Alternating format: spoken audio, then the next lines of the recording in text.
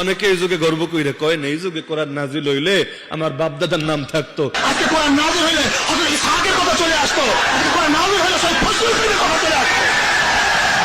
আরে পাগল, তোর বাপদাদার নাম থাকলে কি হইতো? কোরআনে তো যায়েদ রাদিয়াল্লাহু আনহু বাদে কোনো সাহাবীর নাম নাই, আবু বকর নাই, ওমর নাই, ওসমান নাই, আলী নাই, আশারায়ে মুবাশশারার কেউ নাই, আরে হাসান হুসাইন নাই, কে আছে কোরআনে? এক যায়েদ বিন সাবিত, যায়েদ বিন হারেসা বাদে একজন বাদে কেউই তো নাই কোরআনে। তো তাই বলে তাদের দাম কমে গেছে?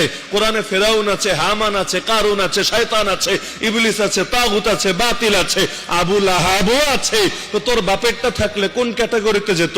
ফেরাউনের ক্যাটাগরিতে না যায়েদ ক্যাটাগরিতে? কোরআনে থাকলেই কি দামি হয়ে যায় নাকি? কি মনে হয় কোরআনে থাকলেই দামি হয়ে যায়? তা আবু লাহাব বলবে আমি তো সবচাইতে দামি। এই বাতিলদের মস্তিষ্কগুলো এমন হয়। আবু জাহালের কল্লা কাটবে ইবনে মাসউদ রাদিয়াল্লাহু আনহু, কল্লা কাটার সময় আর ভাব যায় না, তখনও ভাব মারায়, কই কল্লার উপর দিয়া না কাইটা নিচ দিয়া কাটো। কই কি হইব? কই সবডি কল্লা যখন এক লগে রাখবো, দূর থেকে আলাদা করে দেখা যাবে, দেখলে একটা ভাব আসবে না? নেতা মানুষ সবাই বলবো ওই যে দেখো বড় কল্লাটা, নেতা না হইলে কি কল্লা এরকম বড় থাকে? মরার সময় মাথায় গোবর মার্কা বুদ্ধি নিয়ে আমার। এই কারণে তো ইসলাম এসে নাম লাগাই দিছে আবু জাহাল। এই নাম তো ছিল না, নাম ছিল আবুল হাকাম, মহাজ্ঞানী।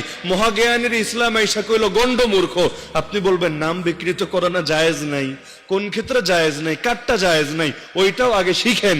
আরে আবু লাহাব, আবুল হাকামকে বলা হচ্ছে আবু জাহাল, কারণ ওরে যদি ইসলাম আইসাও বলে আবুল হাকাম মহাজ্ঞানী, এতে জ্ঞানের অপমান হবে। সেই জ্ঞান আবার কেমন জ্ঞান? যে জ্ঞান দিয়ে যার খায় যার পরে তারই চেনে না।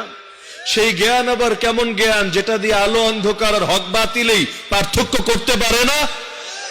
দুনিয়ার বাতিল, দুনিয়ার লাইনে অনেক জ্ঞানী হতে পারে, কিন্তু ইসলাম নিয়ে কথা বলতে আসলে দেখবেন কত বড় বলদ এক একটা। দেখেন না, জ্ঞানী হইতে হইতে মাথায় টাক পইরা যায়, একেবারে মিরপুর চান্দু স্টেডিয়াম, কিন্তু যখন ইসলাম নিয়ে কথা বলবে অবস্থা